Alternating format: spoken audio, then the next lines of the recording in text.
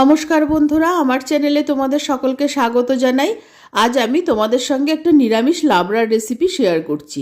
তার জন্য আমি সরু করে পেঁপে কেটে নিয়েছি, বেগুন কেটে নিয়েছি আর পুঁই শাকের ডাঁটা নিয়েছি।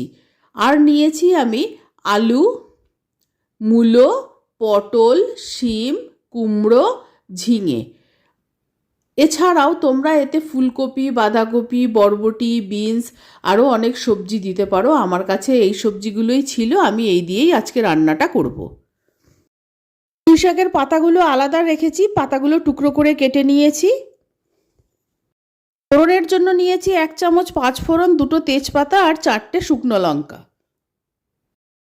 এই রান্নাটা আমি সর্ষের তেলে করব। কড়াইয়ের মধ্যে 2 চামচ মতো সর্ষের তেল দিয়ে দিলাম। তেলটা গরম হলে প্লেটের সব ফোড়নগুলো তেলের মধ্যে দিয়ে দিচ্ছি। ফোড়নের সুগন্ধ বের হওয়া পর্যন্ত ফোড়নটাকে ভেজে নিচ্ছি। ফোড়নটা ভাজা হয়ে গেছে। 1 চামচ গ্রেট করা আদা নিয়েছি, আদাটা আমি তেলের মধ্যে দিয়ে দিলাম। আদাটা ভেজে নিচ্ছি।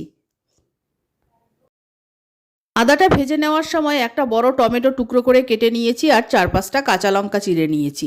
কাঁচা লঙ্কা আর টমেটো আদার সঙ্গে ভেজে নিচ্ছি। একটা বাটিতে নিয়েছি 1.5 চামচ জিরে গুঁড়ো, 1 চামচ লাল লঙ্কার গুঁড়ো, 1 চামচ হলুদ গুঁড়ো। অল্প জল দিয়ে মশলাটার একটা ঘোল তৈরি করে নিচ্ছি। আদা আর টমেটোটা ভাজা হয়ে গেছে, এবার বাটিতে গুলে রাখা মশলাটা আমি দিয়ে দিলাম। এবার মশলাটা কিছুক্ষণ কষিয়ে নিচ্ছি। মশলাটা প্রায় কষানো হয়ে এসেছে। এই সময় কেটে টুকরো করে রাখা আলুগুলো দিয়ে দিলাম। আলু দিয়ে মশলাটা আরেকবার ভালো মতো কষিয়ে নেব। আর যে সবজিগুলো সিদ্ধ হতে একটু সময় লাগে সেই সবজিগুলো আগে দিয়ে দেব। আলুটা মশলার সঙ্গে কিছুক্ষণ ভেজে নেওয়ার পর কেটে রাখা পেঁপে আর পুঁই ডাঁটাগুলো দিয়ে দিলাম। এগুলো মশলার সঙ্গে কিছুক্ষণ ভেজে নেব। এবার মূলো আর কুমড়োটা দিয়ে দেব। সব সবজি কিছুক্ষণ কষিয়ে নেব। যে সবজিগুলো সিদ্ধ হতে সময় লাগে সেই সবজিগুলো আগে দিয়ে দিয়েছিলাম, তাই সবজিগুলো বেশ কিছুটা মজে গেছে। এবার বাকি সবজিগুলো দিয়ে দিচ্ছি। শিম, পটল, বেগুন, ঝিঙে এগুলো আমি দিয়ে দিলাম। আর এই রান্নায় কোনো জল ব্যবহার হবে না, সবজির জলেই পুরো রান্নাটা হবে। সবজির ওপরে এবার কেটে রাখা পুঁই পাতাটা দিয়ে দিচ্ছি। আর এই রান্নায় আরও বিভিন্ন রকমের সবজি ব্যবহার করা যায়। আমার হাতের কাছে যা সবজি ছিল তাই দিয়েই আমি রান্নাটা করছি। যত বেশি সবজি এতে পড়বে রান্নার স্বাদ তত বাড়বে। মতো নুন দিয়ে দিলাম। সবজিগুলো একটু মজে গেলে তারপর আমি নেড়ে দেব। এখন একটা ঢাকনা দিয়ে দিচ্ছি আর ফ্লেমটাকে মিডিয়ামে রাখছি। মিনিট 5 হয়ে গেছে। এবার আমি ঢাকনাটা তুলে সবজিগুলো একবার ভালো মতো নেড়ে দিচ্ছি। আর এই রান্নাটায় সবজিগুলো চেয়ে চেয়ে থাকলে ভালো লাগে না। সবজিগুলো যত ঘাটা ঘাটা হবে, সব সবজি ভালো মতো ঘেটে গিয়ে যে একটা স্বাদ হয়, সেই স্বাদটাতেই লাবড়ার স্বাদ খুব ভালো হয়। আমি নাড়াচাড়া করে নিচ্ছি, আবার ঢাকা দিয়ে দেব।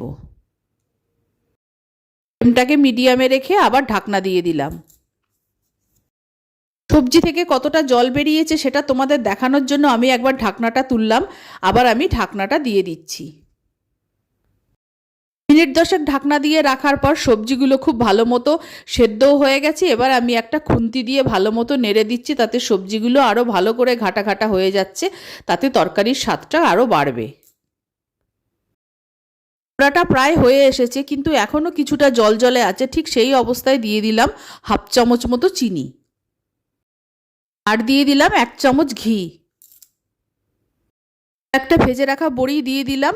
আর চিনি আর ঘিটা ভালো মতো মেশানোর জন্য মিনিট 2 ভালো মতো নাড়াচাড়া করে নিচ্ছি। আর বাড়তি যে সামান্য জল ছিল সেটা বড়িতে টেনে নেবে। লাবড়া হয়ে গেছে, নামিয়ে নিচ্ছি। এরকম লাবড়া দিয়ে খিচুড়ি তো খুবই ভালো লাগবে। এছাড়াও গরম ভাত আর রুটি দিয়েও খেতে খুব ভালো লাগবে। আমার এই লাবড়ার রেসিপি ভালো লাগলে অবশ্যই আমার চ্যানেলকে সাবস্ক্রাইব করো, লাইক করো, শেয়ার করো, আমার পাশে থেকো। আর আমার নতুন পুরনো সকল বন্ধুদের আন্তরিক ধন্যবাদ ও ভালোবাসা জানিয়ে আমি আমার ভিডিও শেষ করছি। সকলের জন্য অনেক অনেক ভালোবাসা রইল, অনেক অনেক ধন্যবাদ রইল।